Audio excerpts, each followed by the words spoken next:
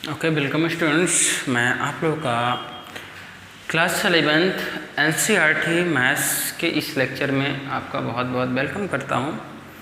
और आज हम लोग बच्चों इस लेक्चर में जो हमारा NCERT का क्लास 11th का एक्सरसाइज 2.3 है उसको डिस्कस करने वाले हैं। ठीक है बच्चों, तो हम लोग क्या करेंगे, एक्सरसाइज 2.3 को डिस्कस करने वाले हैं। ठीक है कि नहीं? हाँ ठीक है बच्चों, चलो शुरू करते हैं। बच्चों इसमें हमारा पहला क्वेश्चन है, which of the following relations are functions, give reason if it is a function, determine its domain and range.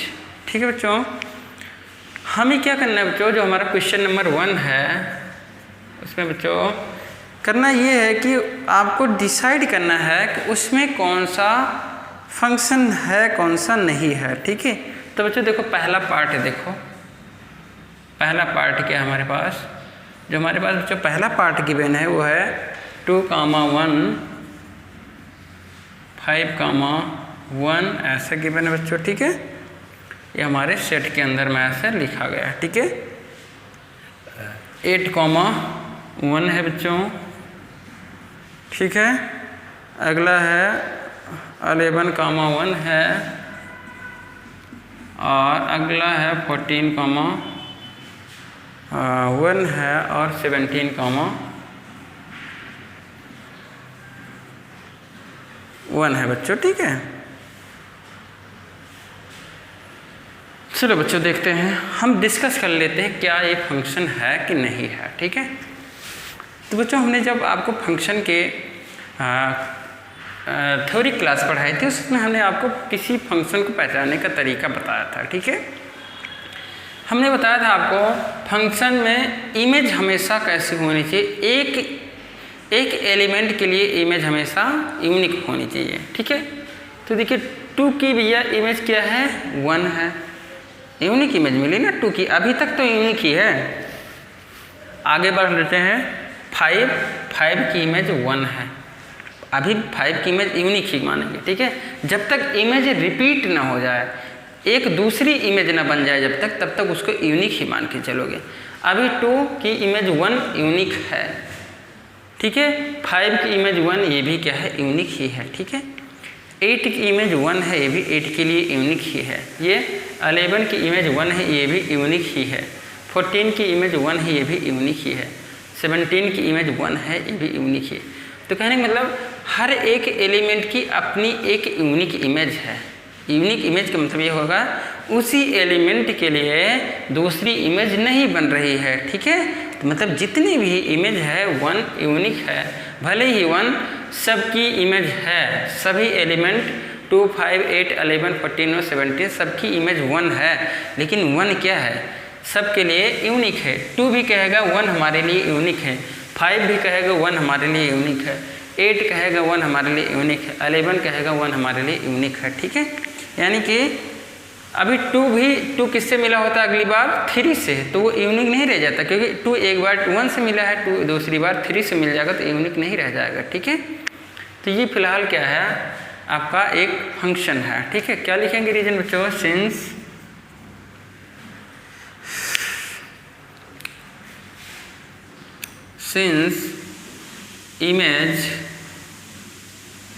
since image of every pre-image is unique, क्या unique, since image of every pre-image is unique, so given relation is function।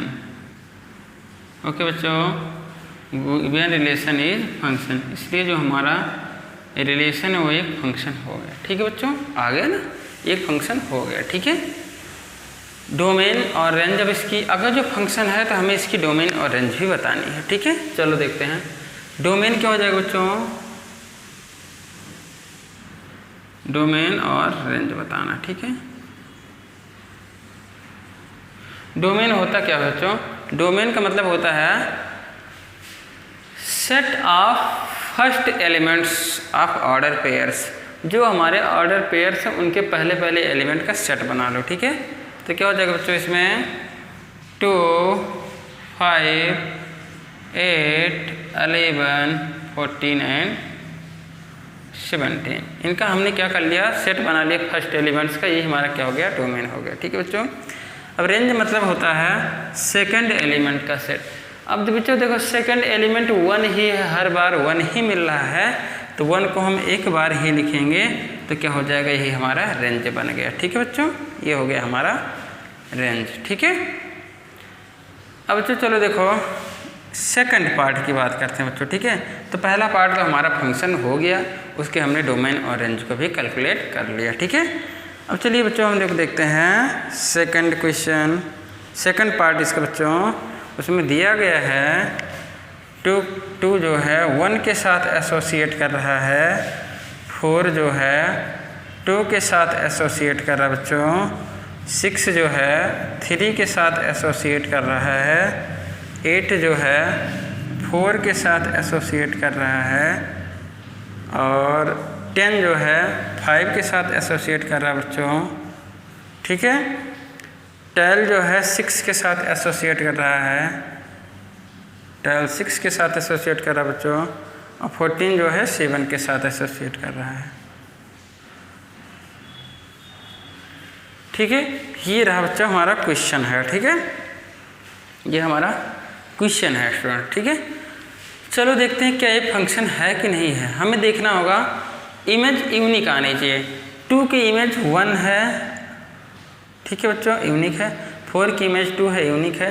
6 की image 3, ये भी unique ही है। ठीक है। 8 की image 4 है, unique है। 10 की इमेज 5 है, यूनिक। 12 की इमेज 6 यूनिक। 14 की इमेज 7 यूनिक है। ठीक है। सिंस, तो वही रीजन बच्चों, सेम रीजन लिखेंगे। Since image of every pre image is unique, so given relation is function. ठीक है, ये फंक्शन हो जाएगा। सेम आप क्या करिएगा, जो यहाँ रीजन लिखे वही यहाँ पे लिख लेना। ठीक है। अब हम बात करेंगे इसके डोमेन और रेंज की। ठीक है, तो बच्चों इसका डोमेन क्या होगा,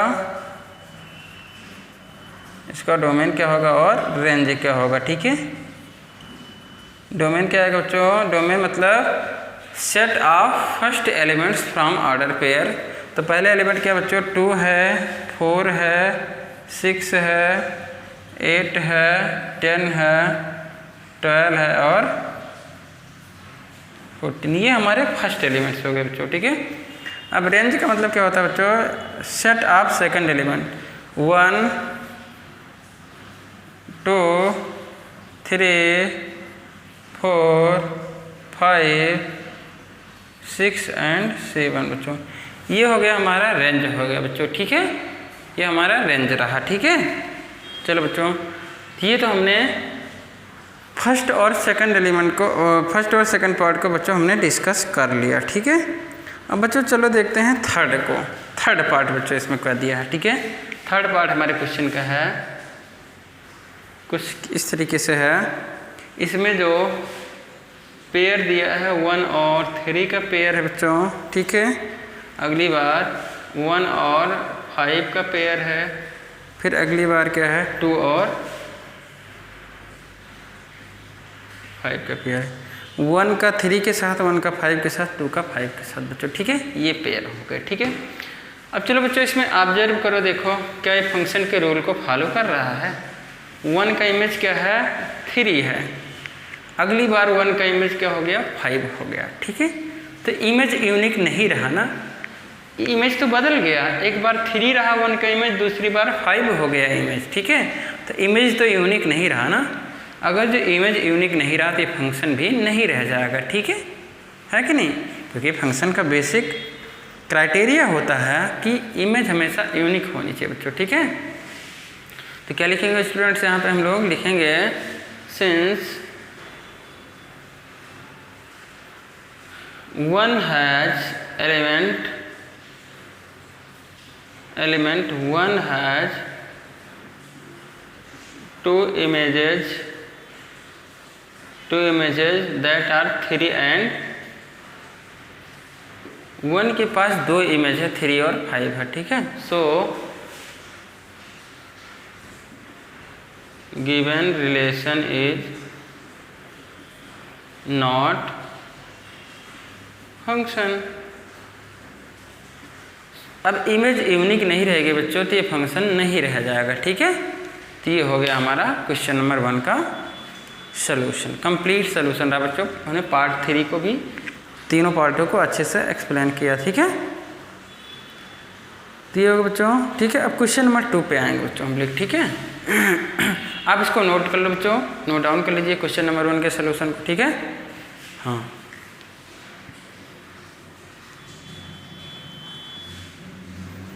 इसके बाद अब चलेंगे क्वेश्चन नंबर 2 की तरफ बच्चों, ठीक है। आपने इसको नोट कर लिया होगा बच्चों, मैं इसको इरेज करते हुए अपने क्वेश्चन नंबर 2 पे की तरफ बढ़ता हूँ, ठीक है।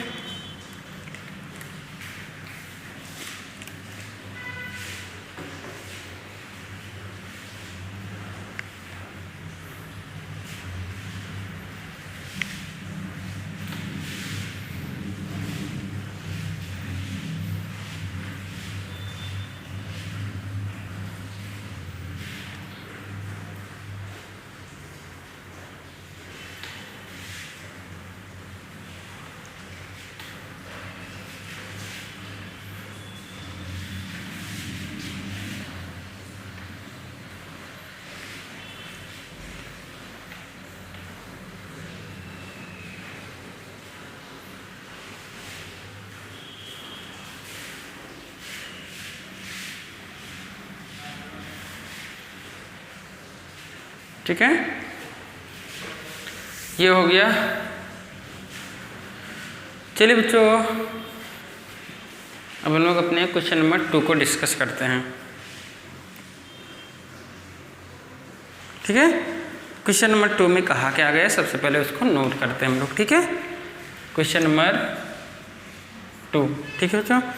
इसमें हमें क्या करना है, डोमेन और रेंज फाइंड आउट करना है। फाइंड डोमेन एंड रेंज, हमें डोमेन और रेंज फाइंड करना है बच्चों, ठीक है। पहला पार्ट है बच्चों, f x is equal to क्या है, f x is equal to minus of mod x, ठीक है। इसका हमें डोमेन और रेंज फाइंड आउट करना है, फर्स्ट पार्ट ही हमारा, ठीक है। तो ये बच्चों है क्या, मॉडुलस फंक्शन ही तो है, क्या है, मॉडुलस फंक्शन है, ठीक है। और आपको ये पता होना चाहिए कि जो मॉडुलस फंक्शन होता है वो हर एक x के लिए डिफाइन होता है। मॉड x जो है x की हर एक वैल्यू के लिए डिफाइन होता है, ठीक है। क्या लिखेंगे बच्चों, since modulus function is defined for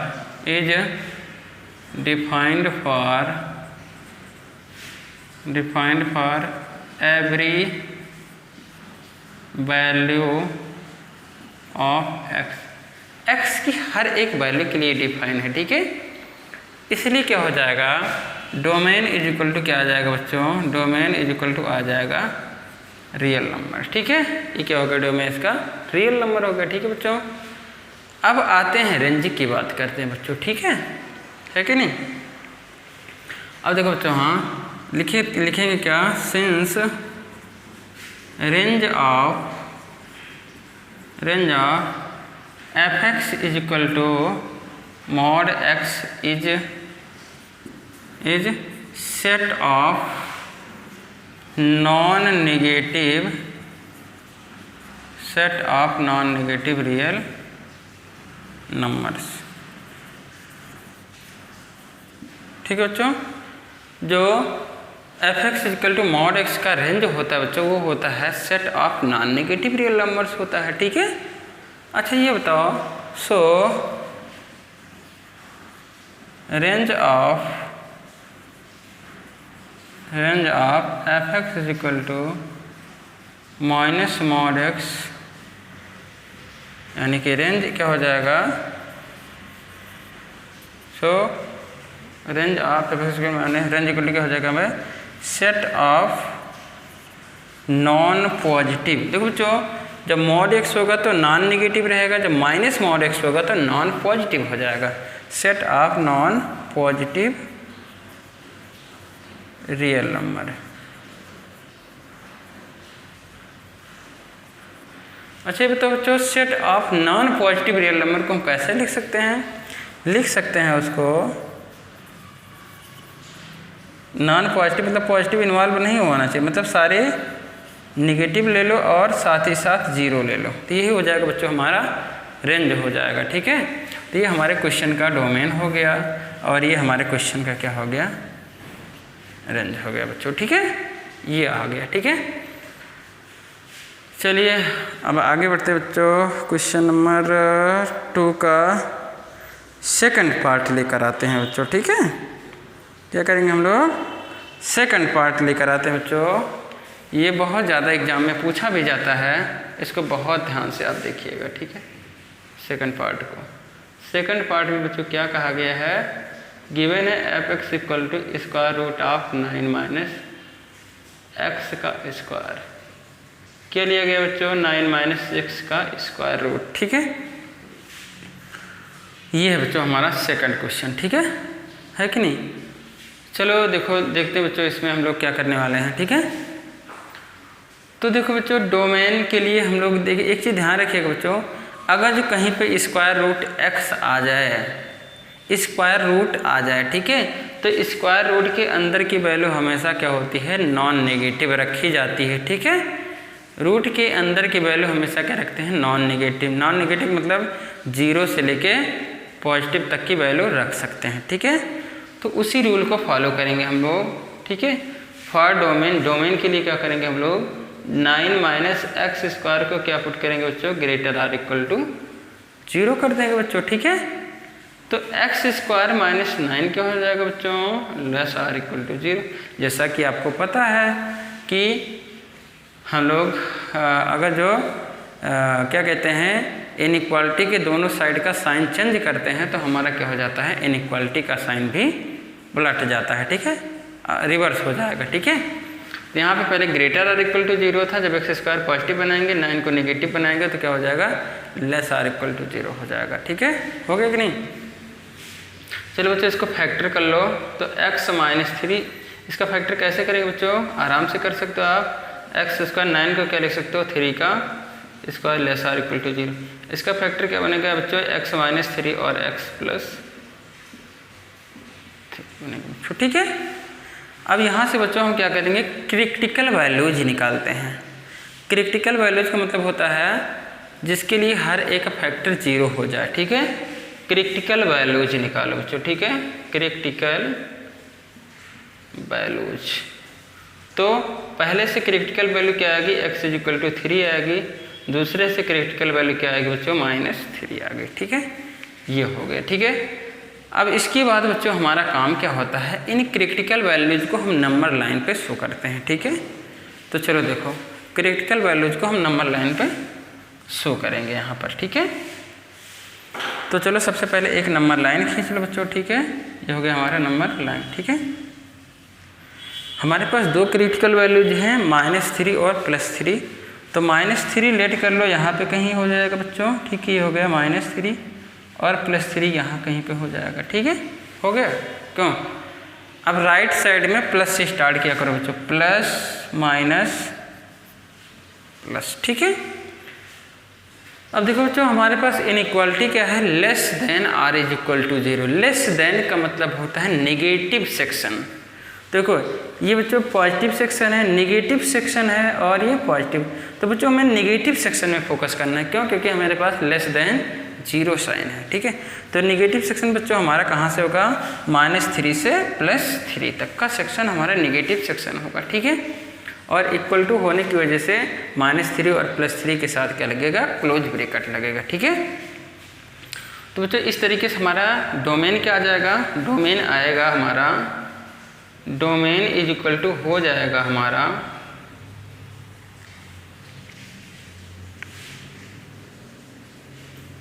इस तरीके से हमारा डोमेन हो जाएगा, डोमेन इज इक्वल टू हो जाएगा क्लोज -3 से क्लोज इंटरवल +3। ये हो गया बच्चों हमारा डोमेन हो गया। ठीक है, अब बात आती है बच्चों रेंज की, तो हम रेंज इधर निकालेंगे। ठीक है, इस सेक्शन में हम क्या निकालेंगे, रेंज निकालेंगे। ठीक है, तो रेंज के लिए बच्चों एक काम क्या करो, जो भी आपको क्वेश्चन दिया है उसको क्या करो, y के इक्वल टू लेट कर लो। ठीक है, तो हम लेट कर लेंगे y is equal to √9 minus x square, ये हो गया बच्चों, ठीक है। अच्छा ये बताओ बच्चों, स्क्वायर रूट हमेशा क्या आता है, रेंज हमेशा क्या होता है, वाई की वैल्यू होता है, ठीक है। तो वाई का आंसर क्या आ सकता है बच्चों, निगेटिव तो कभी नहीं आ सकता ना, मतलब वाई का आंसर यहाँ से ये डिसाइड हो रहा है कि वाई या तो 0 होगा या तो 0 से बड़ा होगा, ठीक है। ये हो गया ना, ठीक है। चलो अब दोनों तरफ का स्क्वायर करो बच्चों, तो वाई स्क्वायर हो जाएगा क्या, 9 माइनस एक्स का स्क्वायर हो गया, ठीक है। तो यहाँ से x square is equal to क्या आ जाएगा बच्चों, 9 माइनस वाई स्क्वायर, तो एक्स कितना हो जाएगा बच्चों, हो जाएगा प्लस माइनस 9 माइनस वाई का स्क्वायर हो गया बच्चों, ठीक है। ये आ गया ना। फिर से देखो बच्चों, इस रूट की वैल्यू के लिए हम क्या करेंगे, रूट के अंदर जो है उसको क्या कर देंगे, ग्रेटर आर इक्वल टू 0 रखेंगे। तो हम रखेंगे 9 minus y square greater or equal to 0 रख दिए, ठीक है। तो क्या हो गया हमारा, वाई स्क्वायर माइनस 9 क्या हो गया, लेस आर इक्वल टू 0 हो गया बच्चों, ठीक है। अब एक फैक्टर क्या हो गया बच्चों, वाई माइनस 3 हो गया, दूसरा फैक्टर क्या हो गया, वाई प्लस 3, ये क्या हो गया, लेस आर इक्वल टू 0 आ गया स्टूडेंट, ठीक है। फिर से वही बात है, आप इसको नंबर लाइन पर शो कर लो, तो इसके लिए भी सेम नंबर लाइन हो जाएगा बच्चों, कोई डिफरेंस नहीं आने वाला है, ठीक है। तो वहाँ से फिर से निगेटिव रीजन देखें, तो y की वैल्यू यहाँ पे क्या आएगी बच्चों, y की वैल्यू जो आएगी वो भी क्या आएगी, -3 से +3 ही आने वाली है, ठीक है।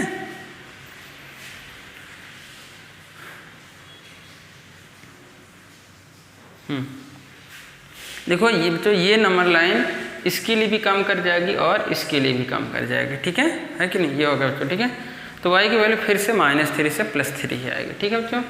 ये तो हो गया हमारा y की वैल्यू, लेकिन यहाँ पे y की वैल्यू क्या कहा जा रहा है बच्चों, कि ग्रेटर आर इक्वल टू 0 होगा। मतलब हमारा रेंज क्या होगा, यहाँ से हम निगेटिव वैल्यूज को हटा दें तो वही क्या हो जाएगा, हमारा रेंज हो जाएगा। तब ये भी कंडीशन फॉलो हो जाएगी और ये भी फॉलो हो जाएगी, ठीक है। तो हमारा रेंज क्या हो जाएगा बच्चों, यहाँ पे रेंज आ जाएगा, हम निगेटिव वैल्यू यहाँ से हटा देंगे तो क्या आ जाएगा, 0 से 3, ये हो जाएगा हमारा बच्चों रेंज हो गया, ठीक है। तो ये हमारा डोमेन रहा बच्चों इस क्वेश्चन के लिए, और ये हमारा रेंज रहा बच्चों, ठीक है। तो ये हमारा बच्चों क्वेश्चन नंबर 2 का दोनों पार्ट का फाइनल सोल्यूशन रहा, ठीक है। ओके, आप इसको नोट डाउन कर लीजिए, और मैंने इसको बहुत आहिस्ते आहिस्ते सारी चीज़ों को यहाँ पे एक्सप्लेन किया बच्चों, ठीक है। तो आप इसको बहुत अच्छे से समझिएगा, ठीक है। फिर भी कोई डाउट्स रहता तो आप उसको कमेंट सेक्शन में कमेंट करिएगा, मैं आपको वहाँ पे रिप्लाई दूंगा, ठीक है।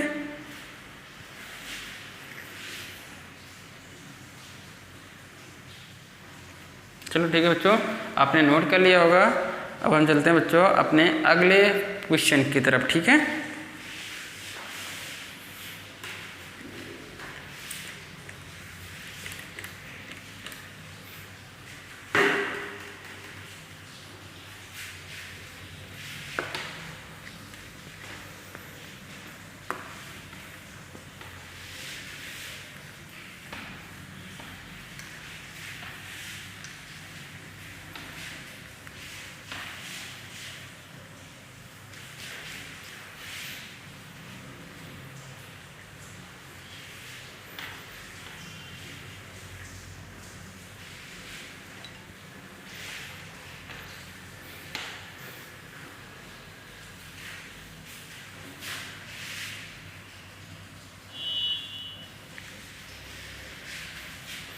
चलो ठीक है स्टूडेंट्स, अब हम अपने एक्सरसाइज 2.3 का क्वेश्चन नंबर डिस्कस करेंगे 3। क्वेश्चन नंबर 3 डिस्कस करेंगे बच्चों, ठीक है। क्वेश्चन नंबर 3 में क्या कहा जा रहा है बच्चों, क्वेश्चन नंबर 3 है हमारा, इसमें कहा जा रहा है f(x) की वैल्यू क्या है, कुछ इस तरीके से दी है। f(x) की वैल्यू गिवन है बच्चों 2x - 5 है। f(x) की वैल्यू 2x - 5 है। हमें कैलकुलेट करना क्या है बच्चों, पहले पार्ट में कैलकुलेट करना है f(0) की वैल्यू। क्या कैलकुलेट करना है, f(0) की वैल्यू, ठीक है। तो चलो पहले f(0) कैलकुलेट कर लेते हैं, ठीक है। ओके, तो f(0) कैसे आएगा बच्चों, देखो f(x) क्या है 2x - 5 है, तो एफ ऑफ 0 कैसे मिलेगा बच्चों? जब हम इसमें x के प्लेस पे क्या रख दें? 0 रख दें, ठीक है कि नहीं? इसको हम इक्वेशन नंबर 1 लेट कर ले रहे हैं बच्चों, ठीक है। तो क्या करेंगे? Put x is equal to 0 in equation 1। Equation 1 में x इज इक्वल टू क्या रख दो? 0 रख दो बच्चों। तो क्या आ जाएगा? F of 0 is equal to हो जाएगा 2 इंटू 0 -5। तो क्या आ जाएगा बच्चों? एफ ऑफ 0 की वैल्यू क्या आ जाएगी? -5 आ गई, ठीक है। ये हो गया। अब देखो जो सेकंड पार्ट में क्या है? एफ ऑफ 7 की निकालना है, थर्ड पार्ट में एफ ऑफ -3 की। सेकंड पार्ट में बच्चों हमें वैल्यू निकालना है एफ ऑफ 7 की। किसकी? एफ ऑफ 7 की वैल्यू निकालना है। उसके बाद क्या करते? चलो देखो बच्चों क्या करेंगे? पुट करेंगे x इज इक्वल टू 7। हम लोग x की वैल्यू क्या पुट करेंगे बच्चों? 7 पुट करेंगे। तो बच्चों हमारी क्या आ जाएगी? एफ ऑफ 7 क्या आ जाएगा बच्चों? आ जाएगा 2 इंटू 7 -5। 7 टू जा क्या होता है? 14।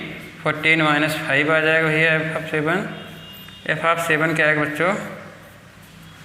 9 आ गया। ओवरऑल कैलकुलेट होके क्या आ गया? 9 आ गया, ठीक है। ऐसे थर्ड पार्ट में बच्चों एफ ऑफ -3 का आ गया, उसको आप कैलकुलेट कर लीजिएगा आसानी से, ठीक है। कोई दिक्कत नहीं होगी वहाँ पे, ठीक है। अब हम चलेंगे बच्चों क्वेश्चन नंबर 4 की तरफ, ठीक है। क्या चलेंगे? 4 की तरफ चलेंगे, ठीक है।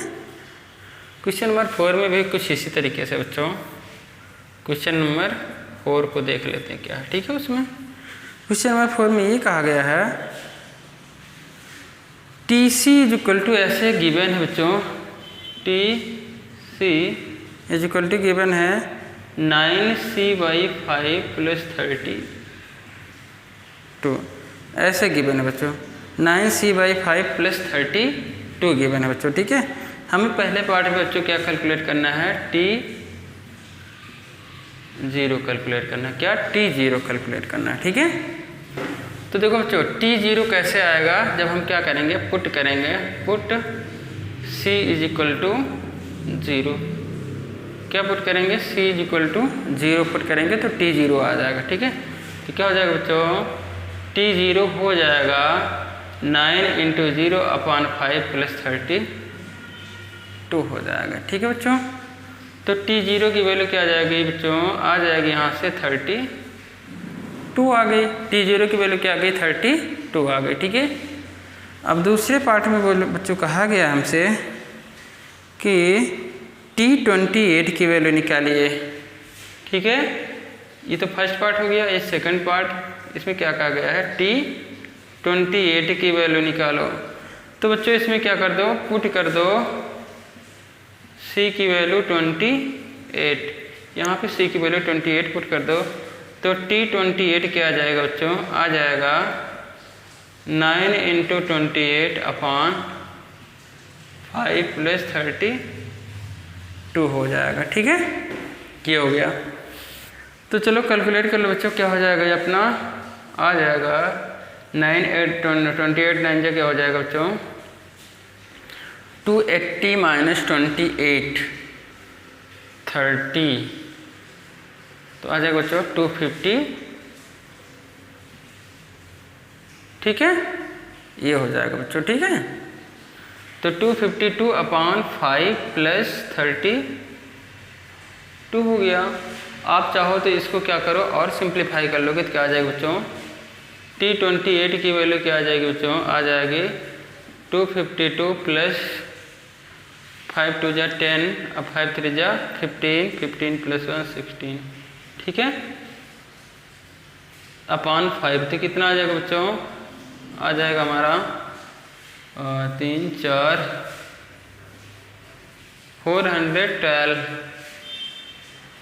412/5 आ जाएगा स्टूडेंट, ठीक है।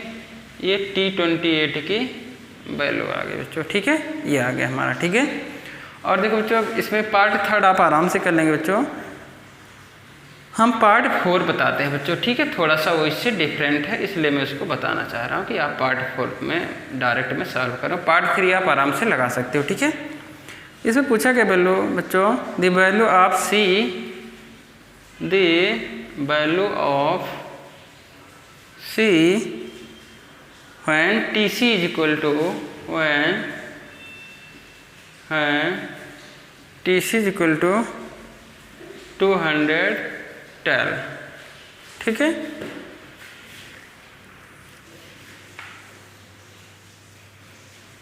ठीक है, the value of C when TC equal to 212, ठीक है। तो चलो बच्चों इसमें रख दो TC हमारा क्या गिवन है, ये गिवन है, चलो इसको नोट डाउन कर लेते हैं यहाँ पे बच्चों। तो TC इक्वल टू क्या गिवन है बच्चों हमारा 9C/5 + 32, ठीक है। अब इसमें TC की जगह क्या रख दो बच्चों 212 रखो, ठीक है। तो 212 इक्वल टू हो जाएगा 9C/5 + 32 हो जाएगा, ठीक है। इतना हो गया। अब क्या आ जाएगा 9C/5 इक्वल टू हो जाएगा 212 - 32, ये क्या हो गया बच्चों आपका हो जाएगा 180 हो जाएगा, क्या हो जाएगा 180 हो गया, ठीक है कि नहीं बच्चों, कोई दिक्कत इसमें 180 हो गया, ठीक है। 9C/5 क्या हो गया 180, तो C कितना आ जाएगा बच्चों 5 × 180/9 हो गया, ठीक है, ये हो गया, ठीक है।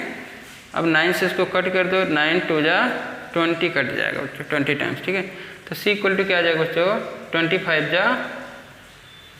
100 आ गया, C की वैल्यू क्या आ गई बच्चों 100 आ गई, ठीक है।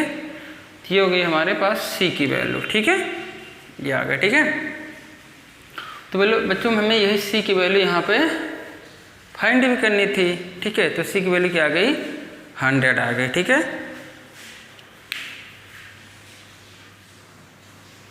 तो इस तरीके से मतलब हमने क्वेश्चन नंबर 3 के और क्वेश्चन नंबर 4 को यहाँ पे डिस्कस किया बच्चों। आप इसको नोट डाउन कर लीजिए, मैं इसके आगे वाले क्वेश्चन पे चलता हूँ बच्चों, ठीक है, जो कि हमारा क्वेश्चन नंबर 5 है, ठीक है।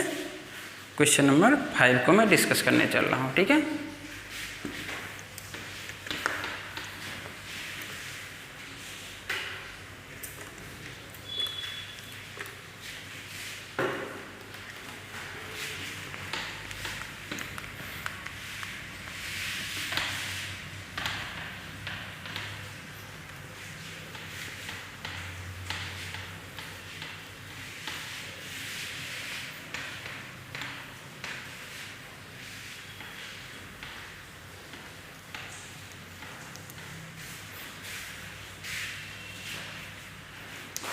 ठीक है, चलो बच्चों हम लोग इसमें डिस्कस करते हैं क्वेश्चन नंबर 5 को डिस्कस करते हैं, ठीक है। क्या है क्वेश्चन नंबर 5 है हमारा यहाँ पे, ठीक है।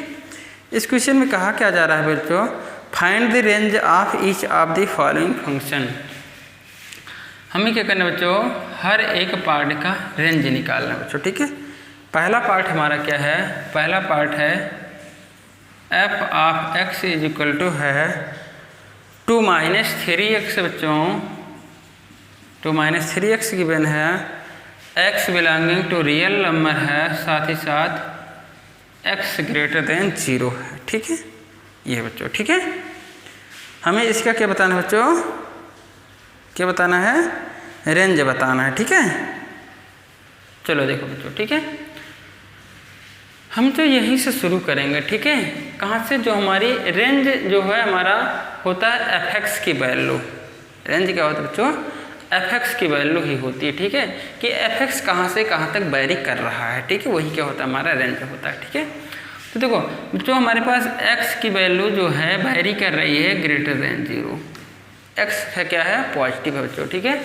तो बच्चों -3x क्या हो जाएगा बच्चों, -3x क्या होगा <0 होगा, क्यों, क्योंकि नेगेटिव नंबर से मल्टीप्लाई करने पे इनइक्वालिटी क्या होती है बच्चों पलट जाती है, ठीक है। अब 2 भी लाना है तो 2 - 3x क्या हो जाएगा बच्चों <0 + 2, 2 को दोनों साइड में ऐड कर दिए, तो 2 - 3x क्या आ गया बच्चों <2 आ गया, और यही f(x) है, f(x) क्या आ गया बच्चों <2, ठीक है। अब <2 का मतलब होता है बच्चों f(x) हमारा यहाँ पे बिलोंग करेगा -∞ से लेके 2 तक, ठीक है। तो यही क्या हो गया हमारा बच्चों रेंज हो गया, ठीक है, यही क्या हो गया हमारा रेंज आ गया, ठीक है, ये हो गया हमारा रेंज, ठीक है, ये रेंज हो गया बच्चों। अब चलिए हम लोग सेकंड पार्ट की तरफ बढ़ते हैं। ये हमारे पहले क्वेश्चन का क्या हो गया, रेंज हो गया, ठीक है। पहले पार्ट का क्या हो गया, आंसर हो गया, ठीक है। अब सेकंड पार्ट की तरफ चलो बच्चों देखें। सेकंड पार्ट में है क्या, सेकंड पार्ट में है f x equal to x square plus 2। F x equal to क्या है, एक्स स्क्वायर प्लस 2 है। और x क्या गिवन है बच्चों, x is real number. x क्या गिवन है बच्चों, इसमें रियल नंबर है। x क्या बिलोंग कर रहा है, रियल नंबर में, ठीक है। चलो देखो बच्चों, अब आपको पता है कि एक्स स्क्वायर हमेशा क्या होता है, ग्रेटर आर इक्वल टू होता है 0, ठीक है। एक्स स्क्वायर हमेशा क्या होता है, ग्रेटर आर इक्वल टू 0 होता है, ठीक है। हमें लाना क्या है, एक्स स्क्वायर प्लस 2 लाना है, ठीक है। तो दोनों साइड में 2 ऐड कर दो तो एक्स स्क्वायर प्लस 2 क्या हो जाएगा, greater or equal to 0 plus 2। तो एक्स स्क्वायर प्लस 2 क्या हो जाएगा बच्चों, हो जाएगा ग्रेटर आर इक्वल टू 2। और यही क्या हो गया हमारा एफ एक्स हो गया। तो एफ एक्स क्या हो गया, ग्रेटर आर इक्वल टू 2 हो गया, ठीक है। इतना हो गया बच्चों, ठीक है। तो हमारा रेंज क्या, अब ग्रेटर आर इक्वल टू 2 का मतलब क्या हो जाएगा बच्चों, एफ एक्स हमारा बिलोंग करेगा 2 से लेके इन्फिनिटी तक, ठीक है कि नहीं। आगे बच्चों यही क्या हो गया हमारा बच्चों, रेंज हो गया इसका, ठीक है। ये हमारा हो गया रेंज, ठीक है। आ गया ना, समझ में आ गया होगा, ठीक है। ये हो गया हमारा रेंज, ठीक है। अब चलो देखो बच्चों, पार्ट 3 की तरफ चलते हैं हम लोग, ठीक है। इसके पार्ट 3 की तरफ डिस्कशन देखते हैं। तो पार्ट 3 में क्या गिवन है बच्चों, पार्ट 3 में गिवन है f x is equal to x है, ठीक है। क्या है, f x is equal to